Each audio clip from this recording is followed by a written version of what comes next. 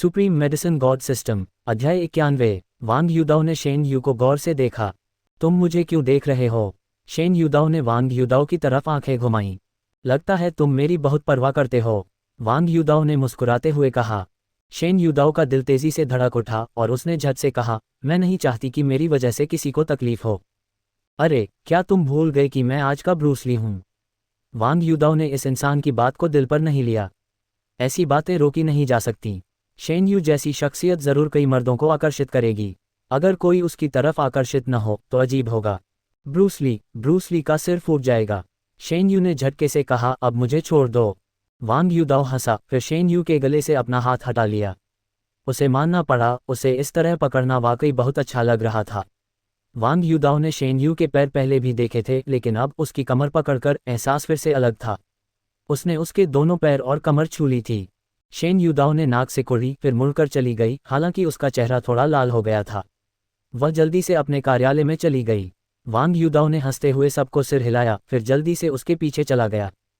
कार्यालय के अंदर शेन युदाओ ने जल्दी से वांग युदाओ की ड्रेसिंग बदली, लेकिन उसका दिल अजीब सा लग रहा था। कल रात वांग युदाओ का घाव अभी भी खून से लथपथ था। हालांकि यह बड़ा नहीं था, इससे ठीक होने में शायद एक हफ्ता लगेगा। लेकिन इस बार जब उसने ड्रेसिंग बदली तो उसने पाया कि वांग युदाओ के सिर का घाव पहले ही ठीक हो चुका था। बिल्कुल भी खून नहीं था। क्या तुमने पहले ड्रेसिंग बदली थी? शेन यू ने सपाट स्वर में कहा। उसने सोचा, चूंकि तुम्हारी ड्रेसिंग बदलने वाला कोई है तो मैं अभी भी तुम्हारे लिए इसे क्यों बदल रही हूँ? नहीं, मैं अकेला भेड़िया हूँ। मुझे अपनी ड्रेसिंग बदलने के लिए कोई कहाँ मिलेगा। वांग युदाओ ने अपने सिर के पीछे धुंध को छुआ, फिर सिर हिलाया। शेन यू ने देखा कि वांग युदाओ झूठ नहीं बोल रहा था और उसका दिल अतुलनीय आश्चर्य से भर गया। क्या ऐसा हो सकता है कि इस आदमी का शरीर आम लोगों से अलग था? वरना जो घाव दूसरों को ठीक होने में लगभग एक हफ्ता लगता है, वह एक रात में लगभग पूरी तरह कैसे ठीक हो सकता है? हालांकि उसने इसके बारे में ज्यादा कुछ नहीं पूछा। आखिरकार सबके अपने अपने छोटे छोटे राज होते हैं और वांग युदाओ को देखकर शायद वह उससे कुछ भी नहीं उगलवा पाती। शेन यू ने अपना सामान ठीक किया और मानो उसे कुछ याद आ गया हो, वह अचानक वांग युदाओ की ओर मुड़ी और गंभीरता से बोली, ओह ठीक है, मुझे कुछ समय के लिए शांगनान शहर छोड़ना पड़ सकता है। इस दौरान मुझे तुम्हें अपने दादाजी से ज्यादा बार मिलने के लिए परेशान करना पड़ सकता है। वांग युदाओ थोड़ा चौंका और शक से पूछा, शांगनान शहर छोड़कर कहाँ जा रहे हो? ऐसा तो नहीं हो सकता है ना? सिर्फ इसलिए कि उसका उससे कोई रिश्ता था, क्या वह भाग जाएगी या विदेश जा रही थी? अस्पताल ने मुझे शहर से बाहर जाने का काम सौंपा है। ये कुछ समय के लिए होगा। शेन यूए अपना सामान पैक करती रही, लेकिन उसकी आवाज़ काफ़ी स्थिर थी। चिकित्सा के लिए दूसरी जगहों पर जाना कोई असामान्य बात नहीं थी। यह आमतौर पर ग्रामीण इलाकों के लिए होता था, क्योंकि शहरी चिकित्सा सुविधाएं बेहतर होती थीं और शहरी डॉक्टरों पर ज़्यादा नियंत्रण होता था। जब दूसरे इलाकों के कुछ चिकित्सा संस्थानों के पास उपकरण खराब होते थे तो वे आवंटन के लिए शहर में आवेदन करते थे। वांग युदाओ ने सिर हिलाया। यह कोई समस्या नहीं थी, लेकिन इसका मतलब था कि वह कुछ समय के लिए शेन यूए से नहीं मिल पाएगा, जिसका उसे सचमुच अफसोस था। आखिरकार वांग युदाओ के नज़रिए से उनका रिश्ता अभी और आगे बढ़ सकता था। अगर शेन यूए शांगनान शहर छोड़ देती तो उनके बीच शायद एक खालीपन का दौर आ जाता। तुम्हें कब तक वापस आने की उम्मीद है? तुम्हें पता है, तुम्हारे बूढ़े से निपटना आसान नहीं है, वांग युदाओ ने हल्के से इशारा करते हुए कहा। शेन यूए रुकी, फिर सिर हिलाया, ज्यादा देर नहीं लगनी चाहिए। जैसे ही वह बोल रही थी, ऑफिस के दरवाजे पर दस्तक हुई। शेन यूए ने कहा, अंदर आओ, और उसने जियांग जी को जल्दी से अंदर आते देखा। वांग युदाओ को वहां देखकर जियांग जी थोड़ा स्तब्ध रह गया, फिर उसकी नज़रें शेन यूए और वांग युदाओ के बीच घूम गईं। मैं तुम दोनों की बात बीच में नहीं रोक रहा हूं, है ना? वांग युदाओ अवाक रह गया। ये बूढ़ा हमेशा इतना छिपता छिपाता रहता था, लेकिन उसके चेहरे से लग रहा था कि शायद उसे कुछ जरूरी कहना है। क्या हुआ? शेन यूए ने जियांग जी को अजीब तरह से देखा। जियांग जी ने गहरी सांस ली और फिर शेन यू की ओर गंभीर भाव से देखा। लिंग काउंटी से खबर आई है कि कुछ अप्रत्याशित घटनाएं हुई हैं, इसलिए आपको लोगों को पहले ही जांच के लिए वहां ले जाना पड़ सकता है। जियांग जी के गंभीर भाव देखकर शेन यू ने थोड़ा भौहें चढ़ाईं। आखिर यह कैसी बीमारी है? ये स्पष्ट नहीं है, अभी तक इसकी सूचना नहीं मिली है। वे कहते हैं कि वे पता नहीं लगा सकते। मुझे लगता है कि यह एक नई तरह की बीमारी हो सकती है, जियांग जी ने गहरी आवाज में कहा। अगर यह वाकई एक नई तरह की बीमारी थी तो इसे सावधानी से संभालना होगा। इसके अलावा जिन बड़े अस्पतालों को यह खबर मिली थी, उन्होंने पहले ही लिंक काउंटी में लोगों को भेज दिया था, जाहिर तौर पर डेटा इकट्ठा करने की तैयारी में। हालांकि अस्पताल बीमारियों के इलाज और जान बचाने के लिए होते हैं, लेकिन अगर किसी नए तरह के कौशल की जल्दी खोज की जा सके और उसके समाधान पर शोध किया जा सके तो ये भी उल्लेखनीय होगा। बेशक ये काम राष्ट्रीय अनुसंधान संस्थान को करना चाहिए। हम कब निकलेंगे? शेन यू ने कहा। जितनी जल्दी हो सके उतना अच्छा है, जियांग जी ने कहा। वांग युदाओ ने शेन युदाओ की तरफ देखा, फिर जियांग जी की तरफ, अपने हाथ फैलाए और संदेह से पूछा, तुम दोनों क्या बात कर रहे हो? शेन युदाओ ने वांग युदाओ की तरफ देखा, लेकिन कोई जवाब नहीं दिया। इसके बजाय वह सीधे ट्रे बाहर ले गई, साफ तौर पर जाने की तैयारी में। जियांग जी ने आह भरी, फिर सिर हिलाया, अभी तक हमें पता नहीं। लगता है लिंग काउंटी में कोई अजीब बीमारी है। जो लोग इससे संक्रमित होते हैं वे पूरी तरह कमज़ोर महसूस करते हैं। पहले से ही 3 मामले हैं। यहाँ के अस्पताल की योजना है कि शेन युए लोगों को जांच के लिए ले जाए। क्या ये संक्रामक है? वांग युदाओ ने थोड़ा भौहें चढ़ाईं। जियांग जी चौंक गए, फिर सिर हिलाया, ऐसा नहीं होना चाहिए। कम से कम अभी तक संक्रामक होने की कोई खबर नहीं आई है, और वे कई दिनों से वहां सहायता प्रदान कर रहे हैं। सभी बीमार लोग उसी गांव के हैं और वहां गए चिकित्सा कर्मचारियों में कोई लक्षण नहीं दिखे हैं, इसलिए ये संक्रामक नहीं होना चाहिए। वांग युदाओ ने राहत की सांस ली। जब तक ये संक्रामक नहीं था तब तक सब ठीक था। जियांग जी ने अचानक दरवाज़ा बंद कर दिया, फिर फुसफुसाए, कैसा चल रहा है? तुम दोनों के बीच कोई प्रगति हुई है? उफ! वांग युदाओ ने जियांग जी की तरफ देखा, फिर उसका चेहरा अवाक रह गया। यह अमर बुरा धिक्कार है, इसकी गपशप इतनी तेज क्यों थी? अस्पताल से बाहर आते हुए वांग युदाओ को हमेशा थोड़ी बेचैनी महसूस होती थी, लेकिन वह इस बारे में ज्यादा नहीं सोचता था। आखिरकार शेन युए भी एक उपस्थित चिकित्सक थी और उसकी चिकित्सा कुशलता अच्छी थी। उसने सोचा कि कोई समस्या नहीं होनी चाहिए। दवाखाना बंद होने के कारण वांग युदाओ के पास हाल ही में कुछ खाली समय था। अस्पताल से घर लौटते समय उसकी चलने की गति भी काफ़ी धीमी थी। लेकिन जैसे ही वांग युदाओ घर जा रहा था, एक अपेक्षाकृत बड़े होटल के पास से गुजर रहा था, उस व्यक्ति को देखकर वह चौंक गया। होटल के प्रवेश द्वार पर जो कियानरोंग ने एक लंबी पोशाक पहनी हुई थी और दोनों हाथों से एक आदमी का हाथ पकड़े हुए थी। उनके चेहरे से दोनों बहुत अंतरंग लग रहे थे, लेकिन अगर कोई ध्यान से देखे तो जो कियानरोंग के हाव भाव थोड़े स्तब्ध लग रहे थे, जिससे ऐसा लग रहा था जैसे वह नशे में हो। वांग युदाओ ने थोड़ा भौहें चढ़ाईं। क्या जो कियानरोंग काम पर नहीं थी? उसने ऐसा पहनावा क्यों पहना था? सबसे अहम बात तो ये थी कि उसके रूप रंग से ऐसा लग रहा था जैसे उसे नशीला पदार्थ दिया गया हो। एक प्रतिष्ठित पुलिस अधिकारी दिन के उजाले में इतने खुले कपड़े पहने हुए एक होटल में कमरा खोलने के लिए ले जाया जा रहा था। ये कैसा व्यवहार था? वांग युदाओ का गुस्सा स्वाभाविक रूप से भड़क उठा और वह जल्दी से उनके पीछे चला गया। होटल में कम ही लोग थे। वांग युदाओ प्रवेश द्वार पर खड़ा था। उस आदमी ने एक कमरा बुक किया और तुरंत जो कियानरोंग को गले लगाकर ऊपर चला गया। वांग युदाओ तेजी से उसके पीछे गया, लेकिन इससे पहले कि वह उसे पकड़ पाता, किसी ने पीछे से उसका पीछा किया और उसे पकड़ लिया। वांग युदाओ एक पल के लिए तड़प उठा, फिर उस व्यक्ति को देखा और उसे अपनापन सा महसूस हुआ। तुम हो? बकवास मत करो, मैं एक पुलिस अधिकारी हूँ। सुन हाई ने वांग युदाओ की तरफ देखा और जल्दी से उसे याद दिलाया। उसे अभी भी अच्छी तरह याद था कि पिछली बार वांग युदाओ को गिरफ्तार करके पुलिस स्टेशन ले जाया गया था। तांग मिंग को इस आदमी ने बेसुध पीटा था, लेकिन किसी ने भी गपशप करने की हिम्मत नहीं की। वांग युदाओ समझकर गुनगुनाया, फिर उसे याद आया, ये व्यक्ति वही पुलिस अधिकारी था जिसे उसने पुलिस स्टेशन में देखा था। लेकिन हे भगवान, तुम असल में एक पुलिस अधिकारी हो, तो जो कियानरोंग का क्या? वांग युदाओ के शब्द धीमे हो गए और ऐसा लगा जैसे उसे समझ आ गया हो। ऐसा लग रहा था जैसे पुलिस स्टेशन में कोई ऑपरेशन चल रहा हो। हम एक केस देख रहे हैं। पिछले कुछ दिनों में दूसरे प्रांत से एक भगोड़ा यहाँ भाग आया है। हम पूरी रात तैयारी में लगे रहे और अब गिरफ्तारी अभियान चला रहे हैं। सुन हाई ने जल्दी से समझाया। जैसे ही वह बोल रहा था, तांग मिंग दौड़कर आया, उसका चेहरा गुस्से से लाल हो गया था। पिछली बार वांग युदाओ ने उसे बेहोश कर दिया था, और सबसे खास बात यह थी कि यह जो कियानरोंग के सामने ही हुआ था। नतीजतन जो कियानरोंग इसके बाद हर बार मजाक में इस बात का जिक्र करता। हालांकि वह वांग युदाओ से बदला लेने नहीं जा सकता था। हालांकि वह काफ़ी उपद्रवी था, फिर भी वह अपने सार्वजनिक और निजी मामलों को अलग रख सकता था। धिक्कार है, बदमाश, आखिरकार मैं तुम्हें फिर से देख रहा हूँ।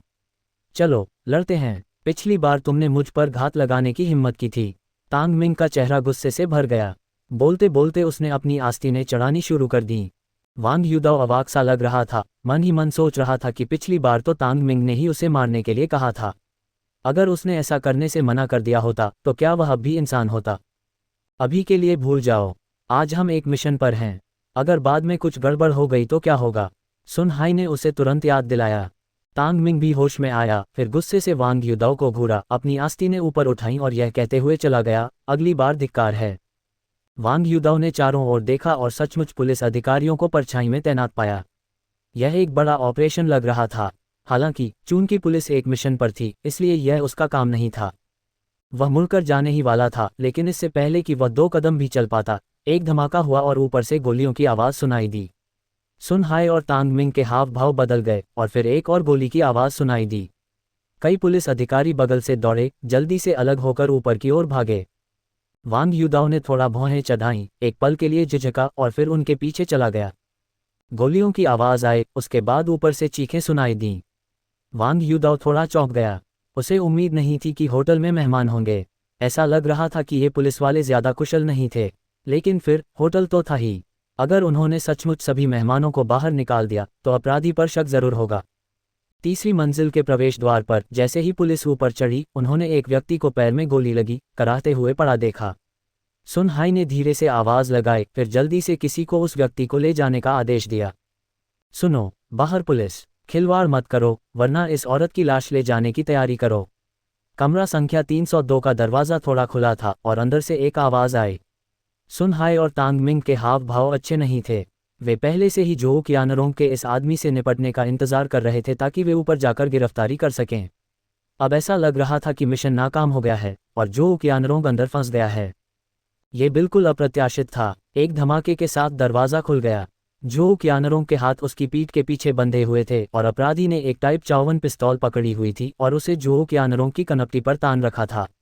उसका चेहरा बहुत ही खौफनाक था, साफ तौर पर एक हत्यारा। पीछे हटो, सुन हाई और तांग मिंग ने जल्दी से अपने मातहतों को पीछे हटने का आदेश दिया, जबकि वांग युदाओ दीवार से सटकर खड़ा हो गया, किसी डरे हुए होटल के मेहमान की तरह कांप रहा था। अपराधी ने जोऊ कियानरोंग को खींच लिया। उसका शरीर दीवार से टिका हुआ था, उसकी नज़र पुलिस पर टिकी हुई थी। अपनी बंदूकें मेरी तरफ मत तानना, वरना मैं गारंटी नहीं दे सकता कि मेरा हाथ कांपेगा नहीं और ट्रिगर दब जाएगा। अपराधी दहाड़ा। सुन हाई और तांग मिंग ने हाथ हिलाए। उनके पीछे आए पुलिस वालों ने जल्दी से अपनी बंदूकें नीचे कर लीं और फिर उस अपराधी को गौर से देखने लगे। लेकिन इस स्थिति में वे कुछ नहीं कर सकते थे। और तो और, यह कोई साधारण अपराधी नहीं था। दूसरे प्रांतों से भेजी गई जानकारी के अनुसार यह आदमी पहले एक सिपाही था, कुशल था और उसे टोही विरोधी जानकारी थी। अगर वह इस बार बच निकला तो कोई नहीं कह सकता कि वे उसे कब पकड़ लेंगे। सुन हाई ने धीरे धीरे बाहर की ओर बढ़ रहे अपराधी को देखकर भौहें चढ़ाईं। वह थोड़ा घबराया हुआ था, लेकिन जब उसने वांग युदाओ को देखा, जो अभी भी कोने में बैठा कांप रहा था, तो उसकी आंखों में एक चमक सी आ गई। उसे जो याद था, उसके अनुसार यह आदमी बहुत ताकतवर लग रहा था। वह अब इतना काय क्यों बन रहा था? क्या हो सकता है कि वह कोई कदम उठाने वाला था? सुन हाई चिंतित था, लेकिन वांग युदाओ को चेतावनी देने का समय नहीं था। वह बस यही उम्मीद कर सकता था कि युदाओ कोई गड़बड़ न करे, और बेशक उससे भी ज्यादा उसे यही उम्मीद थी कि वांग युदाओ में वाकई अपराधी पर हमला करके उसे तुरंत निष्क्रिय करने की क्षमता है, खासकर जब उसकी बंदूक जोऊ कियानरोंग के सिर पर तान दी गई थी। तांग मिंग ने भी वांग युदाओ को देखा और पहले ही भांप लिया था कि वांग युदाओ क्या करने वाला है। उसने झट से कहा, बकवास मत करो, जो भी चाहिए हम तुम्हें दे देंगे, लेकिन कृपया बंधक को नुकसान मत पहुंचाना। मुझे कुछ नहीं चाहिए और मुझे किसी चीज़ की ज़रूरत भी नहीं है। मैं बस यहाँ से सुरक्षित निकलना चाहता हूँ। बेहतर होगा कि तुम मेरे पीछे न आओ, अपराधी ने गुस्से से कहा। कोने से वांग युदाओ ने चुपके से अपराधी की तरफ देखा। उसने मन ही मन तांग मिंग के लिए अपने मन में जो बेवकूफ़ वाली उपाधि रखी थी, उसे हटा दिया। ऐसा लग रहा था कि यह आदमी सिर्फ बेवकूफ़ नहीं था, कम से कम उसे अपराधी का ध्यान भटकाना तो आता था। सुन हाई और तांग मिंग नश्वर से बारी बारी से बातें कर रहे थे और इस समय अपराधी वांग युदाओ से लगभग आधे मीटर से भी कम दूरी पर था। ऐसा लग रहा था कि वह मुड़कर जोऊ कियानरोंग के साथ जाने ही वाला था। जोऊ कियानरोंग, जिसकी पीठ वांग युदाओ की ओर थी, ने पहले मुड़ते समय अपनी आंख के कोने से उसे देख लिया था और उसका दिल चिंता से तेजी से धड़क रहा था। तभी वांग युदाओ अचानक उठ खड़ा हुआ, उसका सिर सीधे अपराधी की दाहिनी कोहनी से टकराया। उसके हाथ में पकड़ी बंदूक भी सीधे ऊपर की ओर उठ गई। सबसे खास बात यह थी कि वांग युदाओ के इस कदम से अपराधी की कोहनी की नस पर चोट लगी और एक पल के लिए उसका पूरा हाथ सुन्न हो गया। धिक्कार है, अपराधी ने तुरंत प्रतिक्रिया दी, लेकिन वांग युदाओ ने उसे कोई मौका नहीं दिया। अपने दिमाग का इस्तेमाल करके प्रतिद्वंद्वी के हाथ में बंदूक ऊपर की ओर धकेलने के बाद उसने तुरंत उसकी बंदूक वाली कलाई पकड़ ली। अगले ही पल उसने उसे जोर से घुमाया और एक धड़क के साथ उस आदमी की कलाई उखड़ गई और उसके हाथ में पकड़ी हुई बंदूक जमीन पर गिर पड़ी। जो कियानरों घूमा और अचानक अपराधी की कमर में लात मारी। उस आदमी के मुंह से दर्द की चीख निकली। वांग युदाओ को अपनी जांघों में ठंडक महसूस हुई, फिर उसने अजीब से भाव से जो कियानरों की ओर देखा। सुन हाय और तांग मिंग भी दौड़कर वहां पहुंचे। बाकी लोगों ने जल्दी से अपराधी को काबू में कर लिया। दोनों ने राहत की सांस ली, फिर वांग युदाओ की ओर देखा। दोनों की रीढ़ में ठंडक महसूस हो रही थी। इस आदमी के तरीके वाकई जबरदस्त थे। किसी की कलाई को एक हाथ से उखड़वाने के लिए कितनी ताकत चाहिए। शुक्रिया। सुन हाई ने वांग युदाओ की तरफ देखा और मुस्कुराया। पिछली बार वह युदाओ के हुनर से बहुत प्रभावित हुआ था। ये बहुत अच्छी बात थी कि युदाओ इस बार अपराधी को पकड़ने में मदद कर सका। शुक्रिया अदा करने की कोई ज़रूरत नहीं है। बस देखना है कि क्या तुम्हारा पब्लिक सिक्योरिटी ब्यूरो मुझे अच्छे नागरिक का कोई पुरस्कार दे सकता है। वांग युदाओ हंसा। उसके बगल में खड़ा जो कियानरों अवाक सा लग रहा था, लेकिन फिर भी शुक्रिया कहने में कामयाब रहा। अरे, इस बार जो हुआ उसके बारे में मैं ज़्यादा कुछ नहीं कहूँगा। चलो अपनी पिछली शिकायतों को एक नई शुरुआत कहते हैं। मैं तुम्हें कभी खाना खिलाऊंगा। तांग मिंग ने वांग युदाओ का हाथ पकड़ लिया, मानो उसे ही बचाया गया हो। धिक्कार है। पुरानी शिकायतें। पिछली शिकायतें मेरे और उसके बीच थीं, उसके और मेरे बीच नहीं। हालांकि वांग युदाओ ऐसे व्यक्ति के साथ न उलझकर खुश था। आखिरकार ज्यादा दोस्त का मतलब ज्यादा मौके होते हैं। जो कियानरों थोड़ी थकी हुई लग रही थी। उसने वांग युदाओ की तरफ देखा, कुछ कहना चाहती थी लेकिन कह नहीं पाए। चूंकि वे एक मिशन पर थे और वह व्यक्ति पकड़ा गया था, इसलिए उन्हें जरूर पुलिस स्टेशन जाना था। पहले वांग युदाओ को भी पूछताछ के लिए पुलिस स्टेशन जाना था, लेकिन जो कियानरों ने उसे आने नहीं दिया। घर पहुंचने पर वांग युदाओ को आखिरकार समझ आ गया। कोई आश्चर्य नहीं कि जो कियानरों सुबह इतनी थकी हुई लग रही थी, वह पूरी रात इसी मामले से जूझती रही थी। होटल से निकलने के बाद वांग युदाओ घर लौट आया। जैसे ही उसने दरवाज़ा खोला, उसने वो मीजी सोफे पर बैठी ऊबी हुई सी लग रही थी। वांग युदाओ को अंदर आते देख उसकी आंखें चमक उठीं और वह तुरंत चौंक गई। तुम बाहर क्या करने गए थे? हालांकि वो मीजी वांग युदाओ से 4-5 साल बड़ी थी, लेकिन कुछ मामलों में औरतें सचमुच बच्चों जैसी होती हैं। आज की तरह वो मीजी का हृदय स्वभाव भी बिल्कुल बच्चों जैसा था। वांग युदाओ को अंदर आते देख वह तुरंत उसका अभिवादन करने आए। उसके चेहरे पर एक हल्की सी मुस्कान थी। बाद में वू मीजी ने वांग युदाओ के अस्त व्यस्त रूप को देखा और हंस पड़ी, मानो किसी प्रेम में डूबी हुई युवती हो। क्या ये इतना अच्छा नहीं है? उसने बुदबुदाया, फिर सिर हिलाया। शायद उसे लगा कि वह बहुत ज्यादा सोच रही है। घर में सिर्फ वांग युदाओ और वू मीजी ही बचे थे, अकेले पुरुष और स्त्री। इस चिलचिलाती गर्मी में ऐसी सूखी लकड़ियां बस एक चिंगारी से ही जल उठतीं। हालांकि वांग युदाओ के मन में अभी ऐसा कोई विचार नहीं था। अब अपने कमरे में दाखिल होते हुए उसने अपना सिर हिलाया और महसूस किया कि उसका दिल पहले से ज्यादा तेजी से धड़क रहा है। वो मीजी का दबाव वाकई बहुत ज्यादा था, कौन जाने कब उसका नियंत्रण खो दे। लेकिन सच कहूं तो वांग युदाओ को वो मीजी के बारे में बहुत अच्छी भावनाएं थीं। हालांकि अगर वे सचमुच उस बाधा को तोड़ देते तो कौन जानता कि क्या होता। सबसे महत्वपूर्ण बात, वह इस समय शेन युए का पीछा कर रहा था। अगर शेन युए को इस बारे में पता चल गया, या अगर वो मीजी को पता चल गया कि वह शेन युए का पीछा कर रहा है, तो वांग युदाओ परिणामों की भविष्यवाणी नहीं कर सकता था। अपना सिर हिलाते हुए उसने इन सभी विचलित करने वाले विचारों को एक तरफ रख दिया और फिर सिस्टम पर ध्यान केंद्रित किया। सिस्टम के संकेतों के अनुसार वह एक उन्नत औषधालय प्रशिक्षु बनने के करीब होना चाहिए। पिछले कुछ दिनों में उसने औषधि अंक अर्जित करने के लिए जी तोड़ मेहनत की थी, और वह एक उन्नत औषधालय प्रशिक्षु बनने से केवल 10 औषधि अंक दूर था। बिस्तर पर लेटे हुए वांग युदाओ ने अपनी आंखें सिकुड़ी और वह आवाज़ फिर से सुनाई दी। डिंग, एक नया कार्य जारी किया गया है। मेज़बान को 3 दिनों के भीतर एक जंगली गैनोडर्मा ल्यूसिडम ढूंढ कर खाना होगा। डिंग, ज़रूरी याद दिला रहा हूँ, अगर यह काम पूरा हो गया तो मेज़बान एडवांस्ड एपोथेक्री अप्रेंटिस डोमेन में प्रवेश कर जाएगा और एक नया दरवाज़ा खुल जाएगा। आवाज़ कुछ यांत्रिक थी, लेकिन वांग युदाओ, जो लेटा हुआ था, बिल्कुल भी शांत नहीं रह सका। हे भगवान, एक जंगली गैनोडर्मा ल्यूसिडम! धिक्कार है, क्या ये सिस्टम मेरे साथ खेल रहा है? आज के ज़माने में ऐसी चीज़ कहाँ मिल सकती है? क्या यह उसे पहाड़ों में जाकर खुदाई करने के लिए कह रहा है? क्या ये चीज़ें आमतौर पर चट्टानों पर नहीं उगती? और उसके पास सिर्फ 3 दिन हैं। उसे इसे कहाँ ढूंढना है? हालांकि यह एडवांस्ड एपोथेक्री अप्रेंटिस का दर्जा काफ़ी प्रभावशाली लगता है।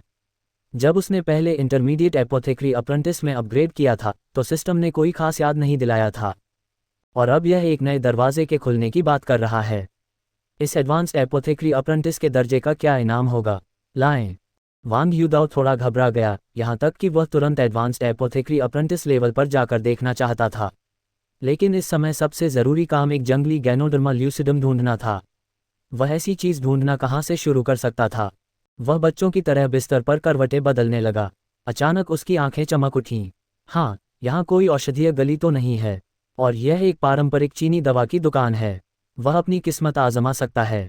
वांग युदाओ ने गहरी सांस ली, फिर जल्दी से अपने जूते पहने और बाहर भाग गया।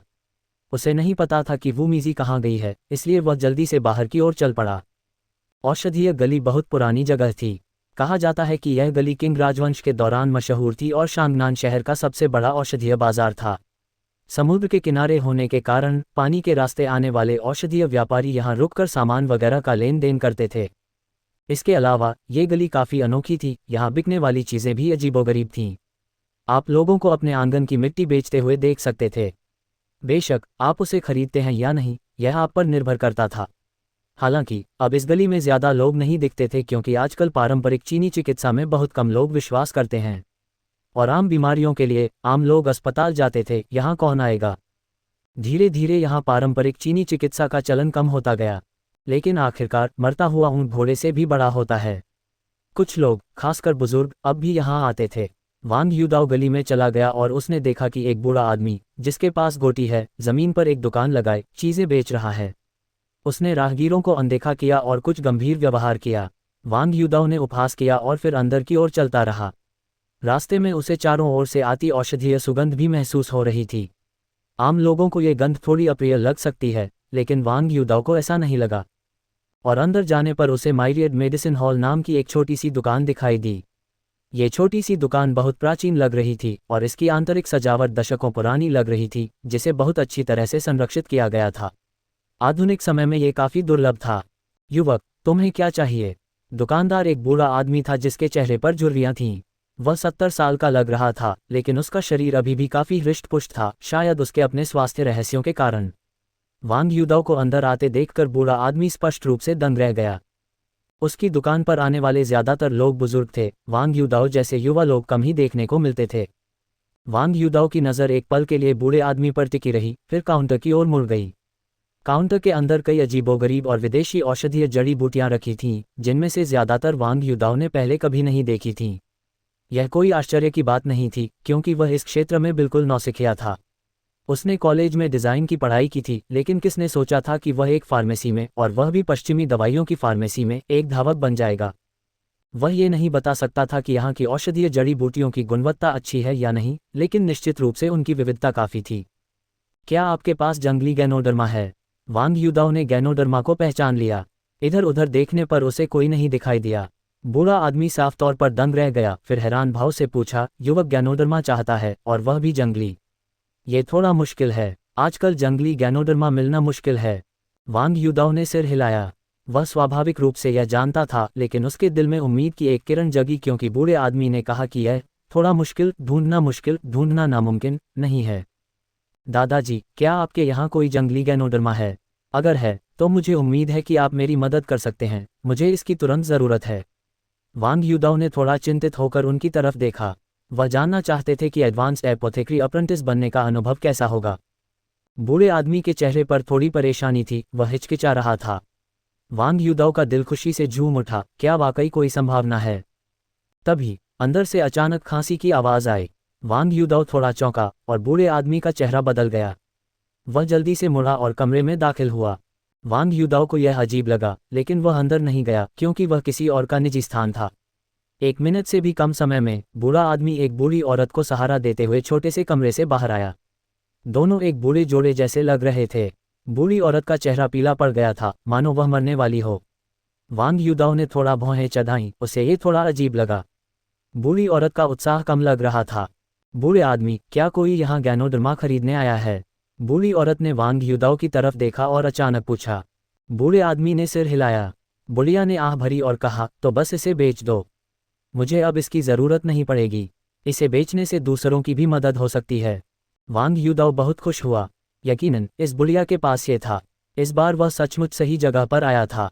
नहीं, ये तुम्हारी उम्र बढ़ाने के लिए है, हम इसे कैसे बेच सकते हैं? बुढ़िया ने सिर हिलाया, फिर वांग युदाओ की ओर मुड़ा और बोला, माफ़ करना नौजवान, हमारे यहाँ गैनोडर्मा नहीं बचा है। तुम दूसरी जगहों पर कोशिश कर सकते हो। वांग युदाओ कैसे जा सकता था? गैनोडर्मा मिलने का मतलब था कि वह एक उन्नत औषधालय प्रशिक्षु बन सकता था। वह ऐसा मौका नहीं छोड़ना चाहता था। बुढ़िया, अगर आपको कोई आपत्ति न हो तो मुझे बुढ़िया को देखने दो।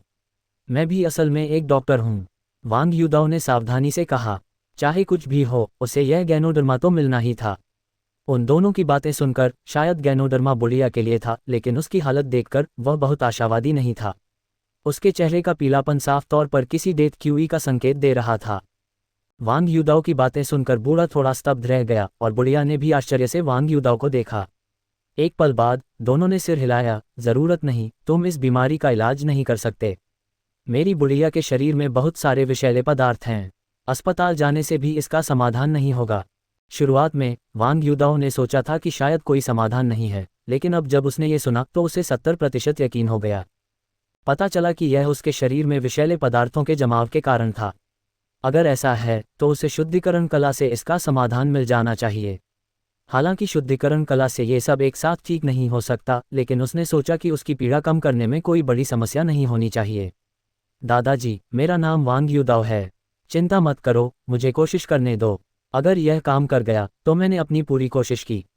अगर नहीं तो मैं तुरंत चला जाऊंगा। क्या हाल है? वांग युदाओ ने थोड़ा उत्साहित होकर बुजुर्ग महिला की ओर देखा। बूढ़े आदमी और बुजुर्ग महिला ने एक दूसरे को देखा, फिर सिर्फ सिर हिलाया। बुजुर्ग महिला की हालत की वजह से उसे रोज धूप सेंकने के लिए बाहर ले जाना पड़ता था और उनके सभी पड़ोसी उनकी हालत के बारे में जानते थे। क्या मैं अंदर जा सकता हूँ? वह बुजुर्ग महिला का इलाज करने वाला था। वह दुकान में यूं ही खड़ा नहीं रह सकता था। अरे मेरी तरफ देखो, मैं बूढ़ा हो रहा हूँ। मैं दुकान का दरवाज़ा बंद कर देता हूँ। ये सुनकर कि वांग युदाओ उसका इलाज करने के लिए तैयार है, बूढ़े वांग ने जल्दी से दरवाज़ा बंद कर दिया और फिर सीधे अपनी बुजुर्ग महिला को अंदर ले गया। वांग युदाओ बुजुर्ग के पीछे पीछे छोटे से कमरे में चला गया। छोटे से कमरे का ज्यादातर फर्नीचर प्राचीन वस्तुएं थीं और अंदर की सजावट सादी और देहाती थी। वांग युदाओ 8 अमर लोगों की मेज पर बैठ गया। दादाजी, कृपया मेरे लिए थोड़ा ठंडा उबला हुआ पानी ले आइए। ओह, और बस बाहर इंतजार करो, ज्यादा समय नहीं लगेगा। वांग युदाओ ने चिंतित बूढ़े आदमी की तरफ देखा, फिर हंसी। उसे इलाज वाला दृश्य नहीं देखना चाहिए था। आखिरकार वह बाद में गैनोडर्मा लगवाने की योजना बना ही रहा था। बूढ़े आदमी ने सिर हिलाया, अपनी बुढ़िया की तरफ देखा, फिर जल्दी से बाहर चला गया। बूढ़े आदमी को जाते देख वांग युदाओ ने गहरी सांस ली, फिर बुढ़िया की तरफ देखा और मुस्कुराया। दादी, चिंता मत करो, आराम करो, थोड़ी देर में सब ठीक हो जाएगा। बुढ़िया ने सिर हिलाया। अब वह सिर्फ वांग युदाओ पर भरोसा कर सकती थी। उसे उम्मीद थी कि युदाओ यूं ही बातें नहीं कर रही होगी, वरना उसके दिल में जो उम्मीद अभी अभी जगी थी वह फिर से पूरी तरह बुझ जाएगी। लेटी हुई बुढ़िया को देखते हुए वांग युदाओ धीरे से उसके पास गया, फिर धीरे से अपने हाथ से बुढ़िया के सिर को छुआ। इस बार शुद्धिकरण कला का भी एक बार इस्तेमाल किया गया था। वांग युदाओ ने थोड़ा भौहें चढ़ाईं। हालांकि इसका इस्तेमाल सिर्फ एक बार ही किया गया था, लेकिन ये स्पष्ट था कि बुढ़िया का रंग पहले से थोड़ा बेहतर हो गया था। हालांकि वांग युदाओ ने उसे सीधे नहीं छोड़ा, बल्कि उसने फिर से ऐसा किया, क्योंकि शुद्धिकरण कला की निम्न श्रेणी के कारण हर बार शुद्ध किए जा सकने वाले विषाक्त पदार्थों की मात्रा वास्तव में सीमित थी। बेशक दूसरी शुद्धिकरण कला ने कम विषाक्त पदार्थों को शुद्ध किया। वांग युदाओ ने गहरी सांस ली। लगभग 10 मिनट बाद वांग युदाओ ने आखिरकार उसे जाने दिया, फिर आगे बढ़कर दरवाज़ा खोला। बुढ़िया भी तुरंत उठ खड़ी हुई, लेकिन जल्दी से पिछवाड़े की ओर भाग गई। चिंता मत करो, वह ठीक है। कुछ दिनों में उसके शरीर के जहरीले पदार्थ निकल जाएंगे, वांग युदाओ ने बाहर टहल रहे बुजुर्ग को देखते हुए धीरे से कहा। बुजुर्ग ने सिर हिलाया, फिर जल्दी से अंदर देखा। ठीक उसी समय उसने अपनी बुजुर्ग महिला को पिछवाड़े की ओर जाते देखा। याद रखना, बाद में कुछ टॉनिक ले लेना, चीनी हर्बल दवा काम करेगी। मुझे विश्वास है तुम इसे संभाल लोगी। आखिरकार वह चीनी औषधीय जड़ी बूटियां बेचता था, इसलिए उसे इस पहलू के बारे में जरूर काफी जानकारी थी और शायद उसे आम नुस्खे भी पता थे। तभी बुजुर्ग महिला वापस आ गई। बुजुर्ग थोड़ा रुका, फिर जल्दी से अंदर भागा, जबकि वांग युदाओ पास की एक कुर्सी पर सीधा बैठ गया। उसे थोड़ी देर आराम करने की जरूरत थी ताकि वह बाद में गैनोडर्मा ल्यूसिडम मांग सके। छोटे से कमरे के अंदर बुढ़िया शुरू से ही संशय में थी। वह अपने शरीर में मौजूद जहरीले तत्वों को किसी से भी बेहतर जानती थी। अब जब उम्मीद की एक किरण दिख रही थी तो वह हार नहीं मानने वाली थी, इसलिए उसने वांग युदाओ के निर्देशों का पालन किया और बिस्तर पर ही रही। जब वांग युदाओ ने पहले उसका सिर छुआ तो उसे एक अजीब सा एहसास हुआ, और जैसे ही वांग युदाओ ने कहा कि वह ठीक है, उसे तुरंत किसी चीज़ की ज़रूरत महसूस हुई। शौचालय का इस्तेमाल करने के बाद उसे कुल मिलाकर काफ़ी बेहतर महसूस हुआ। और इस पल आईने में अपना रंग देखकर वह एकदम से चौंक गई और फिर जोर से चिल्लाई।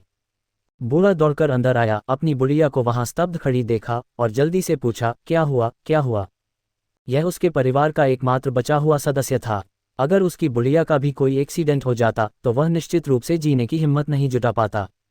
ओह, माफ़ करना, नहीं शुक्रिया, मैंने इसे पहले ही तैयार कर लिया है, बस इसे खोलकर समय आने पर पी लेना। अच्छा, क्या तुम मेरे लिए कोक का एक ठंडा कैन ला सकती हो? वू मीज़ी का पट्टा नीचे खींचते देख वांग युदाओ शर्मिंदा हो गया। ये किस तरह के कपड़े थे, इतनी आसानी से खींच लिए गए? उसने ज़रा भी जोर नहीं लगाया। शुक्र है, उसने तुरंत प्रतिक्रिया दी, वरना क्या इससे कोई तमाशा नहीं होता। वू मीज़ी का चेहरा भी लाल हो गया था। वांग युदाओ के पहले खींचने से वह सचमुच चौंक गई थी।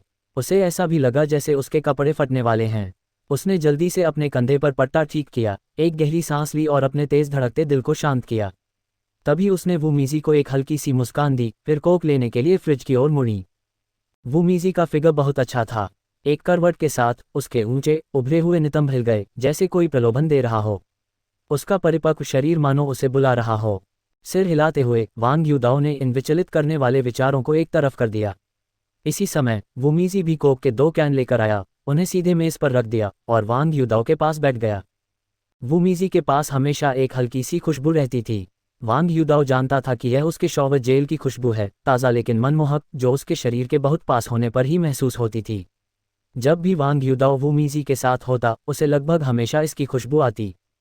ओह, ठीक है, कियानरोंग ने पहले फ़ोन किया था और कहा था कि वह आपकी मदद के लिए शुक्रिया अदा करना चाहती है। वांग युदाओ ने सोचा, अब उसे पता चल गया है कि मुझे शुक्रिया अदा करना है। लेकिन ये तो बस एक छोटी सी बात थी। वो वू मीज़ी से लगभग 10 मिनट तक यूं ही बातें करता रहा, फिर वांग युदाओ किसी चीज़ का कटोरा लिए चुपके से उसके कमरे में घुस गया। लिविंग रूम में वू मीज़ी ने सूंघी। अगर उसमें से कोई खास औषधीय गंध न आती तो उसे लगता कि वांग युदाओ चुपके से कुछ स्वादिष्ट बना रहा है। दरवाज़ा बंद करके वांग युदाओ ने सूंघी।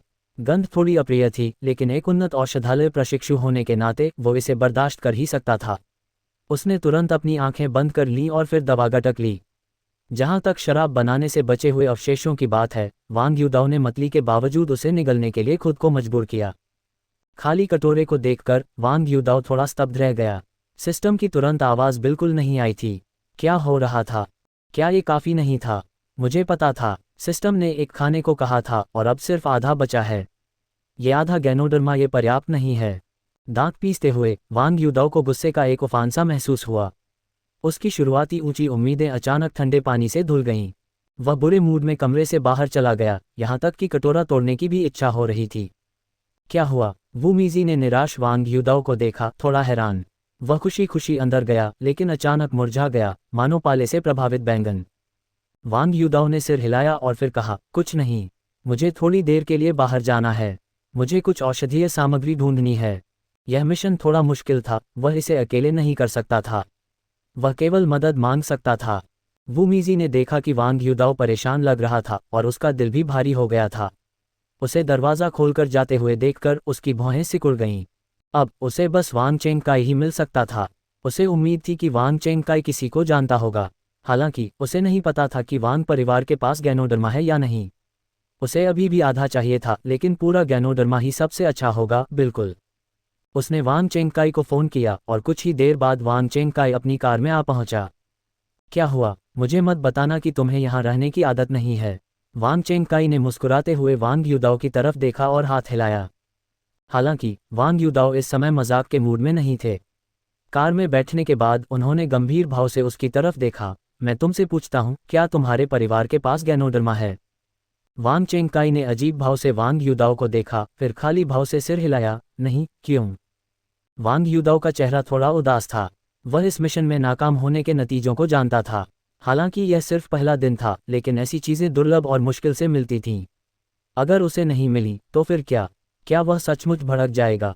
कोई उपाय सोचो। क्या कोई ऐसी जगह है जहां गैनोडर्मा हो? ओह, मुझे जंगली गैनोडर्मा की तुरंत ज़रूरत है। ये तुम्हारे बूढ़े की जान से जुड़ा है। वांग युदाओ ने आखिरी वाक्य जोड़ा। हालांकि यह एक धोखा था, लेकिन पूरी तरह से बेतुका भी नहीं था। अगर वह मर गया तो वांग परिवार का बूढ़ा भी निश्चित रूप से नहीं बचेगा। वांग चेंगकाई के हाव भाव बदल गए और उसने जल्दी से सिर हिलाया, क्योंकि उसे अचानक याद आया कि वांग युदाओ ने पहले कहा था कि वह अपने दादा के लिए दवा का परीक्षण कर रहा है। अगर कोई खास सामग्री गायब है तो उसे किसी भी कीमत पर हासिल करना होगा। मुझे एक जगह पता है जहां ये जरूर है। वांग चेंगकाई रहस्यमयी ढंग से मुस्कुराया, फिर तुरंत गाड़ी घुमाई और गाड़ी एक चीख के साथ तेजी से चल पड़ी। वांग युदाओ ने उसे अजीब तरह से देखा, लेकिन वांग चेंगकाई कुछ नहीं बोला, बस गाड़ी चलाता रहा। नीलामी घर वास्तव में कई उच्च वर्गीय लोगों के लिए अपरिचित नहीं है। सीधे शब्दों में कहें तो यह उच्च समाज के लिए एक तावबाव है। खास तौर पर ऐसी जगहों पर विभिन्न ग्रैंड कॉमर्स गिल्ड के लोग इकट्ठा होते हैं। आमतौर पर हर शहर के व्यापारी एक दूसरे से संपर्क करते हैं, फिर एक नागरिक संगठन बनाने के लिए लोगों का चयन करते हैं। इन्हें नागरिक वाणिज्य गिल्ड कहा जाता है। सरकार आमतौर पर इनका ज्यादा प्रबंधन नहीं करती, लेकिन जरूरत पड़ने पर वे हस्तक्षेप जरूर करती हैं। इन वाणिज्य गिल्डों में सबसे ज्यादा चकाचौंध नीलामी उद्योग की है। एक नीलामी घर में रोजाना का कारोबार लगभग एक खगोलीय आंकड़ा होता है। बेशक ये राजधानी जैसे बड़े नीलामी घरों को संदर्भित करता है, जहां रोजाना आने वाले वीआईपी मेहमानों की संख्या 4 अंकों में होने का अनुमान है। गाड़ी समुद्र के किनारे रुकी। यहाँ की ज्यादातर इमारतें पिछली सदी की हैं, लेकिन उन सभी का नवीनीकरण किया गया है। वास्तुकला ज्यादातर यूरोपीय शैली की है। इस इलाके में आम लोग ज्यादा नहीं आते थे। सड़क पर काफी गाड़ियां थीं और आने जाने वाले सभी अच्छे कपड़े पहने संपन्न लोग थे, और वे सभी काफी बूढ़े थे। वांग युदाओ कार से बाहर निकला और इधर उधर देखा, उसे तुरंत झटका लगा। हालांकि उसे कारों की समझ नहीं थी, फिर भी वह आसपास खड़ी कुछ गाड़ियों को पहचान सकता था। इनमें से ज्यादातर कारों की कीमत 7 से 8 लाख रुपये थी, और ये तो बस एक औसत आंकड़ा था। कुछ लोग जानबूझकर यहाँ कम कीमत वाली कारें चलाते थे, क्योंकि यहाँ आने वालों में सिर्फ व्यापारी ही नहीं, बल्कि कुछ स्थानीय सत्ता के दलाल भी शामिल थे। यहीं पर शांगनान शहर का पूरा ग्रैंड कॉमर्स गिल्ड स्थित है। यहाँ की ये कुछ इमारतें ग्रैंड कॉमर्स गिल्ड की हैं। यहाँ सालाना शेयर आवंटित होते हैं। हालांकि यह एक नागरिक संगठन है, फिर भी इसे सरकारी समर्थन प्राप्त है। वांग चेंगकाई ने वांग युदाओ के लिए समुद्र के किनारे पुरानी इमारतों की ओर इशारा किया। वांग युदाओ ने सिर हिलाया। आपको औषधीय सामग्री चाहिए तो हमें बस इस इमारत में जाना है। बात तो यह है कि मैं इस इमारत में पहले भी आ चुका हूँ। ये पुराने लोगों से भरी है। बेशक इस इमारत में हर कोई या तो बेहद अमीर है या बेहद प्रभावशाली। आखिरकार अमीर लोग जीवन को महत्व देते हैं, इसलिए जब औषधीय सामग्री की बात आती है तो थोड़ी बहुत आर्थिक शक्ति वाला कोई भी व्यक्ति जीवन रक्षा के लिए कुछ न कुछ रखना चाहता है। उदाहरण के लिए मेरे पुराने दोस्त ने एक बार 100 साल पुराना जंगली जिनसेंग खरीदा था। वांग युदाओ ने वांग चेंगकाई को हैरानी से देखा। 100 साल पुराना जंगली जिनसेंग, धिक्कार है, वे वाकई एक अमीर परिवार हैं। लेकिन अगर उन्हें यह मिल जाए तो ये भविष्य में जरूर काम आएगा। आखिरकार इतना सदियों पुराना जंगली जिनसेंग एक दुर्लभ खजाना है। उनका सिस्टम एक औषधि देवता सिस्टम है, इसलिए उन्हें बाद में इसकी जरूरत जरूर पड़ेगी। मेरी तरफ मत देखो, वह दवा मेरे पिताजी ने मेरे पुराने गुरु वांग के लिए खरीदी थी। कोई भी विचार करने की हिम्मत मत करना। चेंगकाई ने मानो योदाओ के मन की बात समझ ली हो और जल्दी से बोला। योदाओ हंसा और अपनी नाक रगड़ी, फिर गंभीरता से बोला, क्या तुम्हें पता है कि मैं हर बार तुम्हारे ओल्ड मास्टर वांग का इलाज करते समय कितना जोखिम उठाता हूँ? तुम्हें समझना होगा, हर बार जब मैं तुम्हारे ओल्ड मास्टर वांग का इलाज करता हूँ तो मुझे अपने शरीर में जो कुछ खोया है उसकी भरपाई के लिए कुछ न कुछ ढूंढना पड़ता है। अगर मैं उसकी भरपाई नहीं कर पाया तो मैं मर सकता हूँ। छोड़ो, अगर मैं तुम्हें बता भी दूं तो भी तुम नहीं समझोगे। योदाओ ने अपना सिर हिलाया। हालांकि उसकी बातें झूठी लग रही थीं, लेकिन आखिरकार वे सच थीं। चेंगकाई ने गंभीर योदाओ की ओर देखा और फिर कहा, चिंता मत करो, मेरा परिवार तुम्हारे साथ बिल्कुल भी अन्याय नहीं करेगा। तुम्हें जो भी चाहिए बस मांग लो। अगर हो सके तो हम तुम्हारी मदद जरूर करेंगे, अगर नहीं हो सके तो हम पूरी कोशिश करेंगे। ये बात उसके ओल्ड मास्टर वांग ने खुद कही थी, और मुख्य बात ये थी कि योदाओ का बीमारियों के इलाज का तरीका बहुत अजीब था। वह बिना दवा या एक्यूपंक्चर के किसी भी व्यक्ति के शरीर को बेहतर बना सकता था, और यह निश्चित रूप से कोई मनोवैज्ञानिक प्रभाव नहीं था। इसलिए अब युदाओ जो भी कहता, चेंगकाई शायद उस पर विश्वास कर लेता। सिर हिलाते हुए युदाओ ने व्यंग्यात्मक मुस्कान के साथ कहा, यह इतना गंभीर नहीं है। लेकिन वह फिर भी मन ही मन बुदबुदा रहा था, अगर मैं इसे समय पर पूरा नहीं कर पाया तो मैं सचमुच मर जाऊंगा। वास्तव में जितना बड़ा जोखिम उतना ही बड़ा इनाम।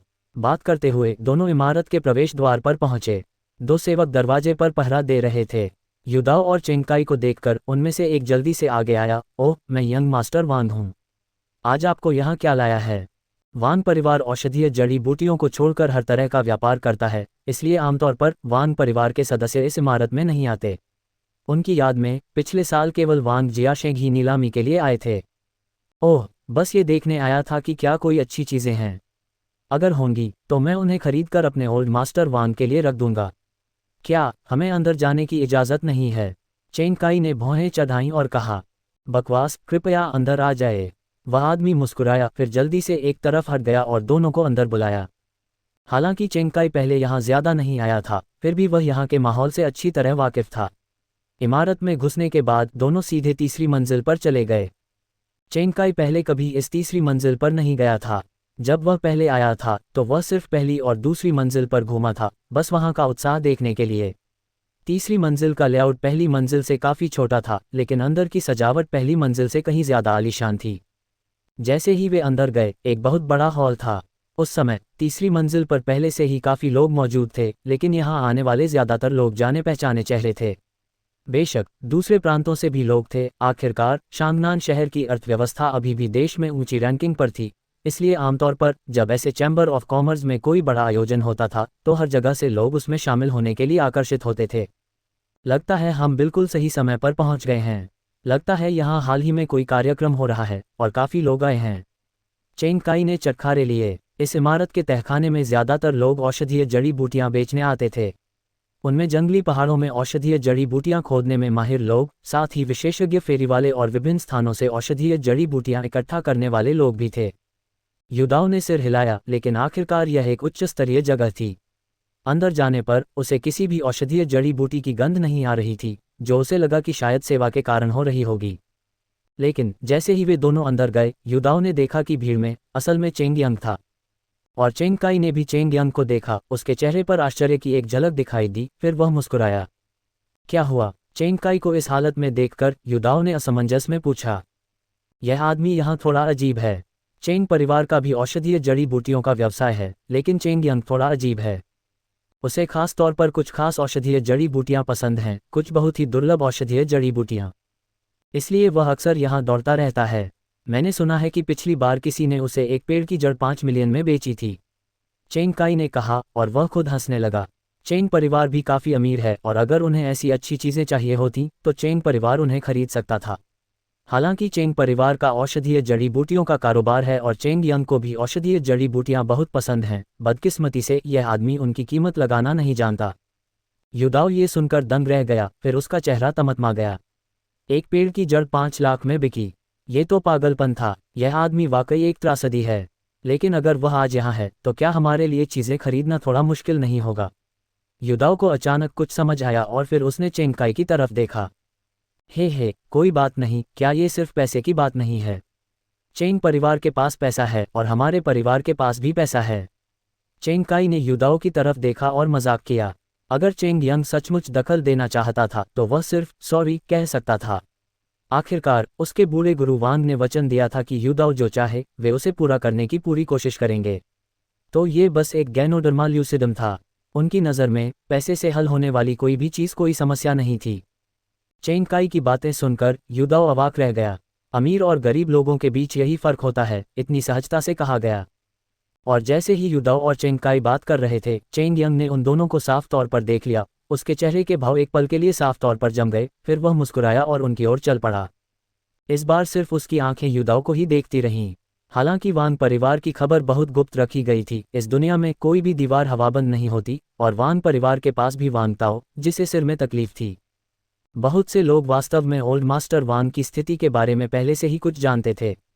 अस्पताल में ठीक होने के बारे में वांग परिवार का पिछला बयान बस एक औपचारिकता थी। असली कुंजी एक युवक था, वह युवक जिसके साथ चेंगकाई ने सम्मानपूर्वक व्यवहार किया था। बहुत से लोगों को उस दिन जो हुआ उसके बारे में सोचने के बाद युदाओ की भी याद आई। दुर्भाग्य से उस समय बहुत से लोगों ने युदाओ पर ज़्यादा ध्यान नहीं दिया था, और बहुत से लोगों ने युदाओ को देखा भी नहीं था। लेकिन चेंगयांग अलग था। उसने युदाओ को एक से ज़्यादा बार देखा था, और उस ह्यूमन घटना के दौरान उनके बीच झगड़ा भी हुआ था। हालांकि वे कई बार मिले थे, चेंगयांग ने कभी नहीं सोचा था कि युदाओ नाम का ये साथी ओल्ड मास्टर वांग के अस्पताल से छुट्टी पाने की कुंजी था। मुझे उम्मीद नहीं थी कि तुम भी ऐसी जगह आओगे। क्या तुम यहाँ अपने बूढ़े गुरु वांग के लिए दवा बेचने आए हो? चेंग यंग ने चेंग काई की तरफ देखा और हल्का सा मुस्कुराया, लेकिन उसकी नज़र युदाओ पर पड़ी। वह और युदाओ पहले भी मिल चुके थे। ये भाई वांग वाकई बहुत छुपा हुआ है, मुझे इसकी उम्मीद नहीं थी। चेंग काई स्वाभाविक रूप से जानता था कि चेंग यंग पहले से ही जानता था कि युदाओ क्या करता है, और वह स्वाभाविक रूप से इन शब्दों के पीछे का अर्थ समझ गया। मैं यहाँ बस इधर उधर देखने आया हूँ। क्या भाई चेंग, क्या आज तुम्हें कुछ अच्छा मिला है? हे देखते हैं, मैं तो यूं ही देख रहा हूँ। चेंग यंग मुस्कुराया। वह इतना भी मूर्ख नहीं होगा कि अपनी नज़र जिस पर लगाए उसे बता दे। नीलामी में ऐसा करना वर्जित था। आखिरकार अगर उसने यह बात बता दी और कोई उससे प्रतिस्पर्धा करने लगा तो ये घाटे का सौदा होगा। चेंग काई ने हंसी से चेंग यंग को देखा और ज्यादा कुछ नहीं कहा। चेंग यंग ने युदाओ को थोड़ी अर्थपूर्ण निगाहों से देखा, फिर बेमतलब बातें करने लगा। ऐसा लग रहा था जैसे वह युदाओ के करीब जाना चाहता हो। चेंग काई ने थोड़ा भौहें चढ़ाई, युदाओ को देखा, फिर चेंग यंग को, और अपना सिर भी हिलाया। माफ कीजिए, मुझे शौचालय जाना है, चेंग काई ने अचानक कहा। चेंग यंग ने सिर हिलाया और युदाओ ने उत्सुकता से चेंग काई को देखा। चेंग यंग का ध्यान उस समय पूरी तरह से युदाओ पर था, इसलिए उसने सिर्फ सिर हिलाया और कुछ नहीं बोला। वांग चेंग काई भीड़ को चीरता हुआ मुख्य हॉल में दाखिल हुआ। शीशे के पीछे खड़े व्यक्ति को देखकर वह तुरंत गलियारे से होते हुए एक निजी कमरे में चला गया। अंकल म्यू, मुझे उम्मीद नहीं थी कि आप आज यहाँ होंगे। वांग चेंग काई ने उन्हें देखकर मुस्कुराया, फिर जल्दी से उनका अभिवादन करने चला गया। हे चेंग काई, आज तुम्हारे पास इतनी जगह घूमने का समय क्यों है? ओह, वैसे ओल्ड मास्टर वांग की हालत स्थिर हो गई है ना? अंकल म्यू ने हंसते हुए वांग चेंग काई को देखा, उन्हें बैठने का इशारा किया और लापरवाही से उनके लिए एक कप पानी पिलाया। हाँ, उनकी हालत स्थिर हो गई है। मैं आज किसी के साथ दवा लेने आया था। ओह ठीक है, मेरे साथ आए व्यक्ति ने ही मेरे दादाजी की बीमारी का इलाज किया था, वांग चेंग काई ने उन्हें याद दिलाया। अंकल म्यू थोड़ा चौंके, फिर बोले, ओह, उनकी आंखों में एक चमक सी आ गई। आखिर कैसी है? क्या ठीक होने की कोई संभावना है? उन्हें अस्पताल से पहले ही खबर मिल चुकी थी कि हालत बहुत गंभीर है और शायद मृत्यु सूचना भी जारी हो चुकी थी। अपनी हैसियत के कारण वे पिछले भोज में शामिल नहीं हुए थे। सरकारी पक्ष के लोग स्थानीय व्यापारियों के ज्यादा करीब नहीं आ सकते थे, खासकर उनकी खास हैसियत को देखते हुए। अगर उच्च अधिकारियों ने इजाज़त दी होती तो शायद वे सरकारी संवेदनाएं लेकर आ पाते। खैर, ये संभव होना चाहिए। खैर, मेरे दादाजी की हालत अब काफ़ी बेहतर है, वांग चेंग काई ने थोड़ा खुश होकर कहा। शांगनान सिटी चैम्बर ऑफ कॉमर्स के पीछे खड़े लोगों में अंकल म्यू भी शामिल थे, लेकिन वे आमतौर पर अपना चेहरा ज्यादा नहीं दिखाते थे और उनकी पहचान भी काफ़ी संवेदनशील थी। आखिरकार वे एक सरकारी अधिकारी थे और चैम्बर ऑफ कॉमर्स का खास तौर पर प्रबंधन करते थे, इसलिए अगर वे कुछ व्यापारियों के बहुत करीब आ जाते, अगर वे व्यापारी बाद में बहुत अच्छा या बहुत बुरा करते, तो कुछ न कुछ तो दखलंदाजी होती ही। आखिरकार वे सभी सरकारी हलकों से गुजर चुके थे और स्वाभाविक रूप से दूरी के महत्व को जानते थे। यह अच्छी बात है। ओह ठीक है, इस बार तुम क्या ढूंढ रहे हो? मुझे बताओ, मैं देखता हूँ कि हमारे पास है या नहीं। उसने एक टैबलेट निकालते हुए और ब्राउज करना शुरू करते हुए कहा। वांग चेंग काई बहुत खुश हुआ और जल्दी से उसे बता दिया कि वांग युदाओ क्या चाहता है। गैनोडर्मा, मुझे लगता है हमारे पास है। मैंने इसे पहले भी देखा है, लेकिन ये गैनोडर्मा ज़्यादा पुराना नहीं लगता। ओह ठीक है, मिल गया। ये सिर्फ 30 साल पुराना है और यह एकदम सही है। 30 साल पुराना? वांग चेंग काई ने भौहें चढ़ाईं, फिर सिर हिलाया।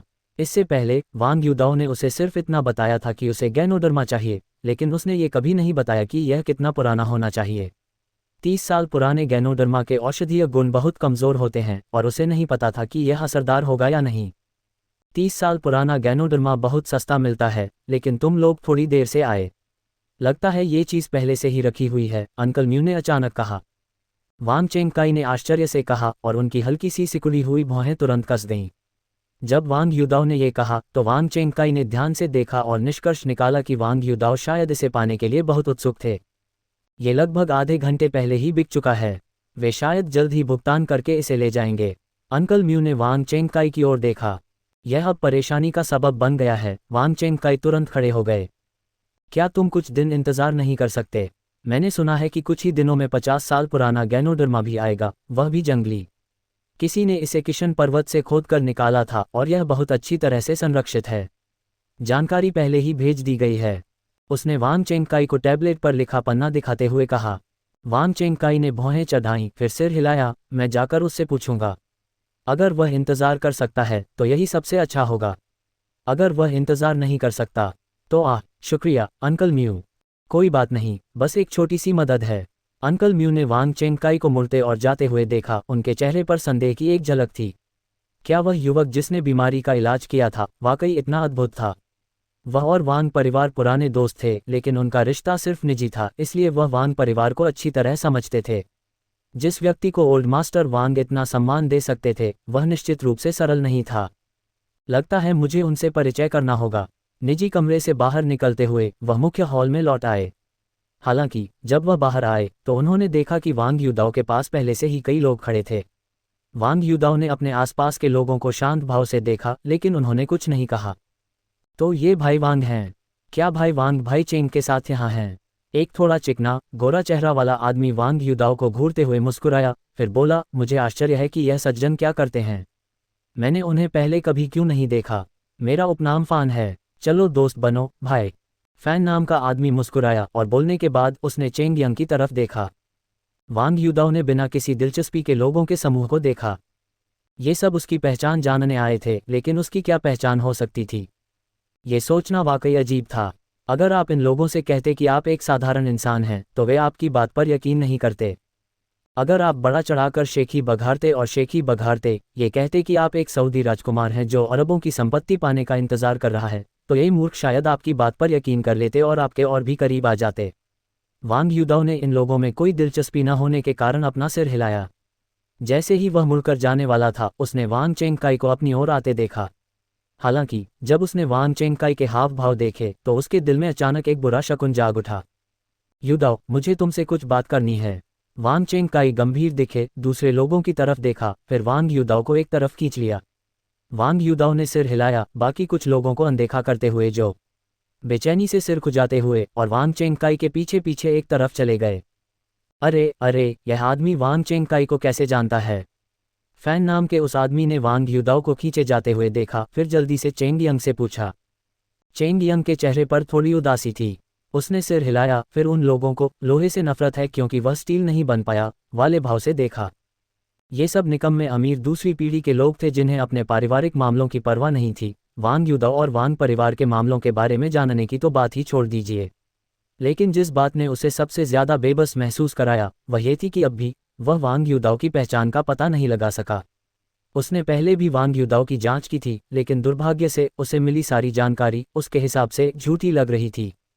कुछ ही दूरी पर वांग युदाओ ने आश्चर्य से चीख मारी, जिसने तुरंत उसके आसपास के लोगों का ध्यान अपनी ओर खींच लिया।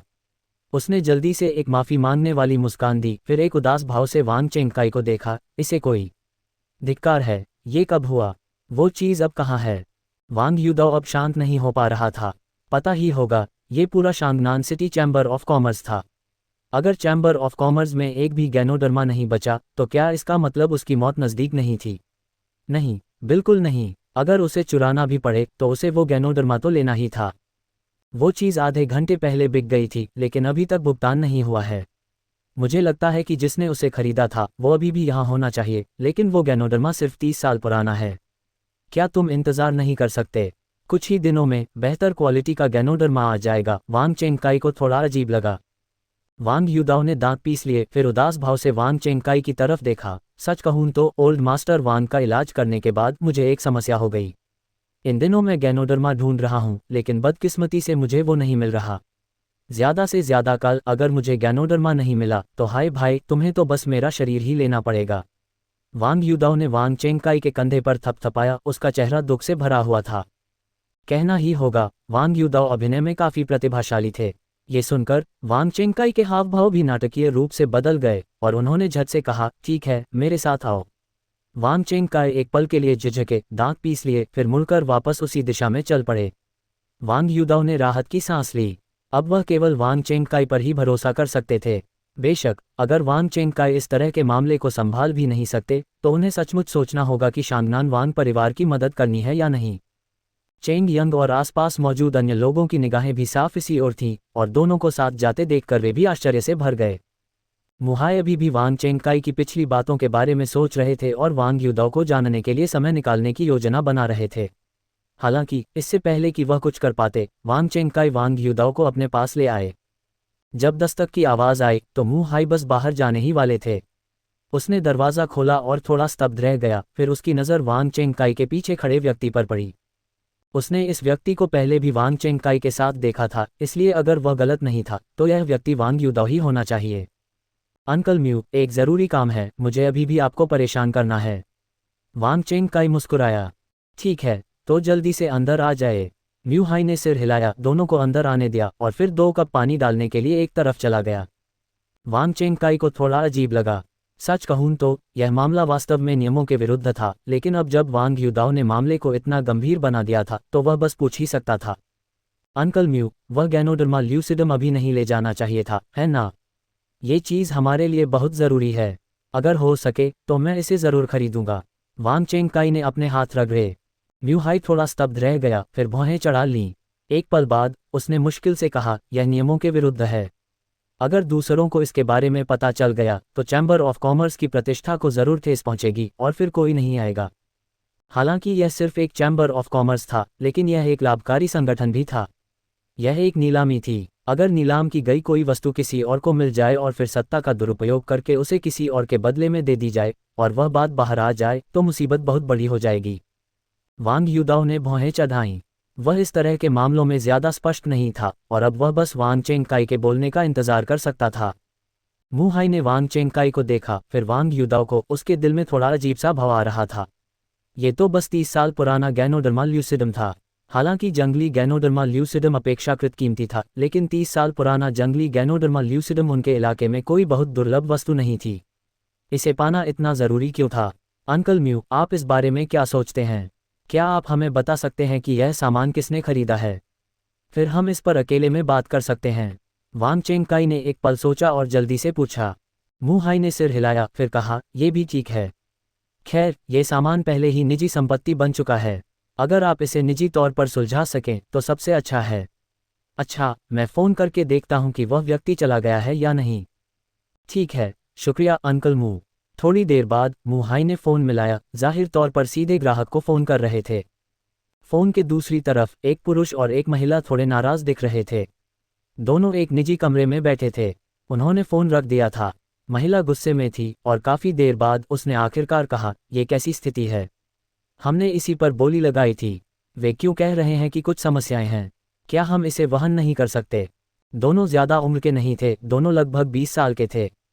उनके लहजे से लग रहा था कि वे शायद स्थानीय नहीं थे। उस आदमी ने भौहें चढ़ाईं। वह इस जगह पहली बार आया था, लेकिन किसी के परिचय के जरिए आया था। परिचयकर्ता ने बताया कि यहाँ की प्रतिष्ठा बहुत अच्छी है और उन्होंने इस बार काफ़ी चीज़ों पर बोली लगाई थी। वह गैनोडर्मा ल्यूसिडम उनमें से एक था। हालांकि यह सबसे अच्छा नहीं था, लेकिन बुरा भी नहीं था। किसी ने अभी अभी फ़ोन किया था, कहा था कि वे गैनोडर्मा ल्यूसिडम के बारे में कुछ बातें करना चाहते हैं और लहजे से पता चलता था कि कोई इसे चाहता था, लेकिन उन्होंने पहले ही उस चीज़ पर बोली लगा दी थी। क्या ऐसा हो सकता है कि कोई इसे रोकने की योजना बना रहा हो? ज़्यादा नाराज़ मत हो। अगर हम बस देखने जाते तो क्या हमें पता नहीं चलता? हमारा बाइकाओ तांग 100 जड़ी बूटियों का हॉल इतने सालों से पूरे देश में घूम रहा है, हमने क्या नहीं देखा? वह आदमी उठा और बगल में बैठी औरत से बोला। सच कहूं तो उसे एक साधारण गैनोडर्मा ल्यूसिडम की कोई परवाह नहीं थी। हालांकि वह असल में आपकी ही वस्तु थी और आप उस पर सफलतापूर्वक बोली लगा चुकी थी, बस भुगतान का इंतजार कर रही थीं। यह बाजार में होने वाले व्यापार जैसा नहीं था। किसी वस्तु पर बोली लगाना एक अनुबंध पर हस्ताक्षर करने के बराबर था। अब कोई उस वस्तु को चाहता था और वे मेज़बान के जरिए भी बोल रहे थे, जिससे वह बहुत नाराज़ हो गया। वैसे भी मैं इसे बिल्कुल नहीं दे रहा हूँ। मुझे यकीन नहीं होता कि शांगनान शहर का चैम्बर ऑफ कॉमर्स किसी ऐसी चीज़ को यूं ही किसी और को देने की हिम्मत करेगा जिस पर किसी ने पहले ही बोली लगा दी हो। उस महिला के बाल छोटे थे और वह कुछ हद तक सक्षम दिख रही थी। वह फुसफुसाते हुए खड़ी हो गई, उसकी आंखें गुस्से से लाल हो रही थीं। जब वे कमरे से बाहर निकले और फिर निर्धारित स्थान की ओर चल पड़े तो उनके जूते ज़मीन पर गिरे। मू हाई के कमरे में तीनों बेसुध बातें कर रहे थे, लेकिन मू हाई भी धीरे से वांग यूदाओ के मामलों के बारे में पूछताछ कर रहा था।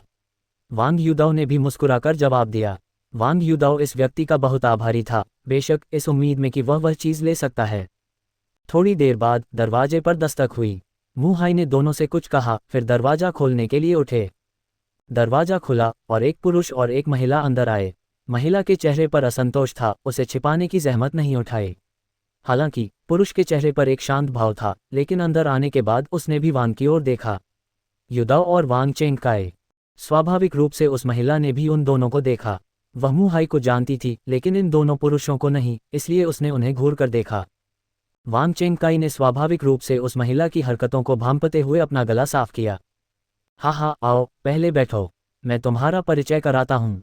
उसने दोनों को वांग युदाओ और वांग चेंगकाई के सामने बिठाते हुए कहा, ये दोनों जिन्हाई से हैं, देश के प्रसिद्ध बाई काओतांग 100 जड़ी बूटियों का हॉल से दान किंग और काओ हुआ। वे औषधीय सामग्री की तलाश में शांगनान शहर आए थे, और ये दोनों, जिनमें से एक शांगनान वांग परिवार से है, वांग चेंगकाई। दूसरे का भी उपनाम वांग है, जिसका नाम वांग युदाओ है। ओह, शांगनान वांग परिवार से। काओ हुआ की आंखों में आश्चर्य की एक झलक दिखाई दी। शांगनान वांग परिवार न केवल शांगनान शहर में, बल्कि आसपास के कई शहरों में भी काफी प्रसिद्ध था। और जब वांग परिवार का जिक्र होता था तो लोग उसे शांगनान वांग परिवार कहते थे, जिससे ये स्पष्ट हो जाता था कि वह कौन सा परिवार है। महिला के चेहरे का भाव भी थोड़ा नरम पड़ गया, लेकिन वह अभी भी कुछ उदासीन लग रही थी। तो क्या हुआ अगर वह शांगनान वांग परिवार था? वे शक्तिशाली थे, लेकिन अंततः वे केवल शांगनान शहर में ही शक्तिशाली थे। वे जिन्हाई और बाई काओतांग 100 जड़ी बूटियों का हॉल से थे। अगर सच में ऐसा होता तो देश भर में बाई काओतांग 100 जड़ी बूटियों का हॉल की प्रतिष्ठा एक साधारण शांगनान वांग परिवार से कहीं ज्यादा थी। श्रीम्यू, मैंने इस वस्तु पर पहले ही बोली लगा दी है। क्या तुम अब भी इसे वापस लेने की सोच रहे हो? हालांकि परिचय हुआ, फिर भी काओ हुआ को बोलना पड़ा। सच कहूं तो चूंकि दूसरा पक्ष शांगनान वांग परिवार से था, इसलिए वह गैनोडर्मा ल्यूसिडम आसानी से दे सकता था। हालांकि इसे देना एक बात थी और सीधे मांगना दूसरी बात। मू हाई ने कड़वी मुस्कान के साथ अपने हाथ फैलाए और फिर वांग चेंगकाई की ओर देखा। उनके लिए बेहतर यही था कि वे इस मामले को निजी तौर पर सुलझाएं, क्योंकि उन्हें वास्तव में हस्तक्षेप करने का कोई अधिकार नहीं था। वांग चेंगकाई स्वाभाविक रूप से समझ गया कि म्यू हाई का क्या मतलब है, और उसने मुस्कुराते हुए कहा, मुझे उम्मीद है कि भाई काओ को बुरा नहीं लगेगा अगर मैं तुम्हें भाई काओ कहूं। सच कहूं तो इस बार हम थोड़े रूखे थे, लेकिन हमें उस चीज़ की सचमुच ज़रूरत है, और यह एक ज़रूरी चीज़ है। मुझे उम्मीद है कि भाई काओ हमारी मदद करेंगे, उसे जाने देंगे और हमें उसे लेने देंगे। बेशक, हम दोगुनी कीमत चुका सकते हैं। क्या हमारे पास पैसे कम हैं? और तुम्हें कैसे पता कि हमें इसकी तुरंत ज़रूरत नहीं है? डैन किंग ने हाथ जोड़कर वांग चेंगकाई को तिरस्कार से देखा, हालांकि उसकी नज़रें कभी कभी वांग चेंगकाई के बगल वाले व्यक्ति पर भी पड़ जाती थीं। जब म्यू हाई ने उनका परिचय कराया तो उसने सिर्फ इतना कहा कि वांग चेंगकाई शांगनान वांग परिवार से हैं, लेकिन इस दूसरे व्यक्ति का परिचय सिर्फ नाम से कराया गया था।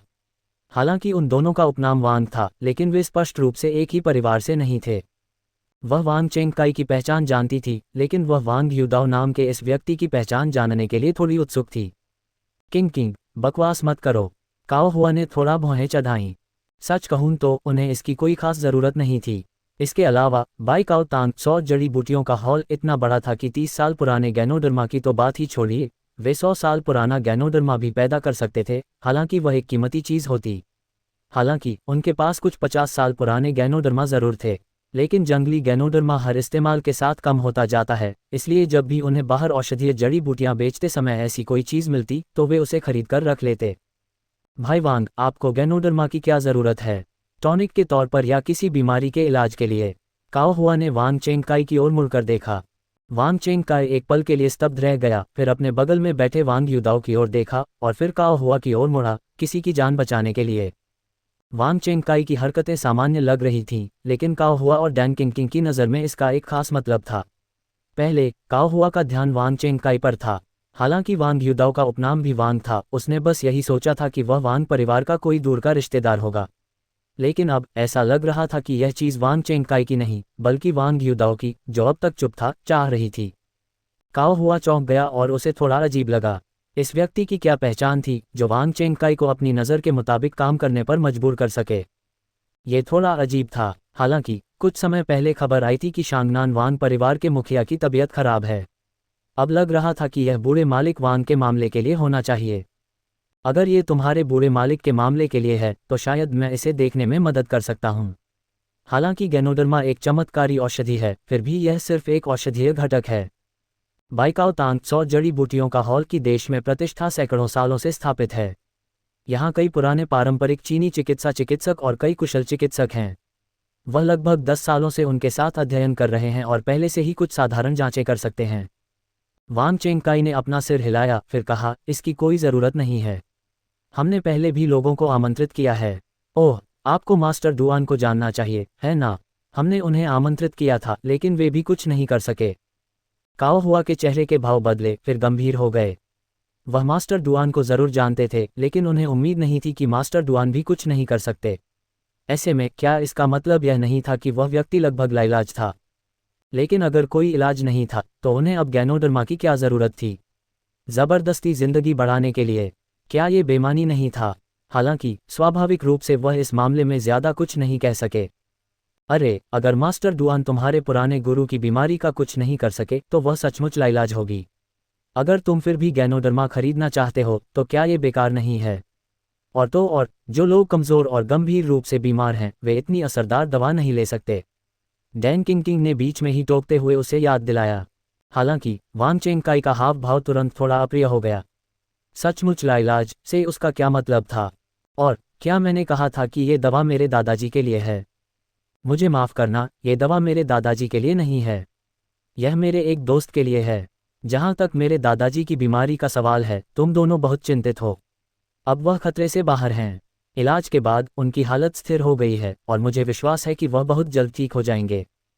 क्या? काओ हुआ और डैन किंग दोनों ही बहुत हैरान थे। उन्हें वांग चेंगकाई के कुछ नाखुश भाव का एहसास तक नहीं हुआ, खासकर काओ हुआ का।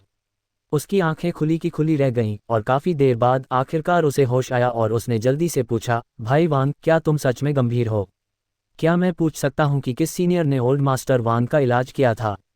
क्या वह ग्रेट मास्टर कुई, राष्ट्रीय चिकित्सक हो सकते हैं? नहीं, ये सही नहीं है। ग्रेट मास्टर कुई ने लंबे समय से कोई केस नहीं लिया है। वह मन ही मन बुदबुदाया, उसका चेहरा सदमे से भरा हुआ था। वांग चेंगकाई के पिछले शब्दों से साफ तौर पर स्तब्ध था। वांग चेंगकाई ने अपना सिर हिलाया, नहीं। बोलते हुए उसने अपने बगल में वांग यूदाओ की ओर देखा।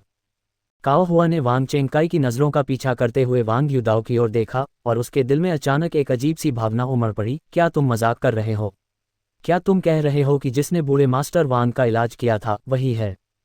क्या ये वही आदमी है जो लगभग उनकी ही उम्र का दिखता है? काओ हुआ ने वांग चेंगकाई की तरफ देखा, उसके चेहरे से कुछ समझने की कोशिश कर रहा था, लेकिन बहुत देर तक देखने के बाद भी उसे कोई सुराग नहीं मिला। अगर भाई वांग मेरे दादाजी का इलाज न करते तो शायद मैं अपने दादाजी को दोबारा न देख पाता। वह गैनोडर्मा वाकई एक जान बचाने के लिए है और मुझे उम्मीद है कि तुम दोनों इसे दे सकोगे। बेशक, अगर तुम दोनों की कोई ज़रूरत हो तो मैं ज़रूर मदद करूंगा। वांग चेंगकाई ने दोनों को गंभीरता से देखा।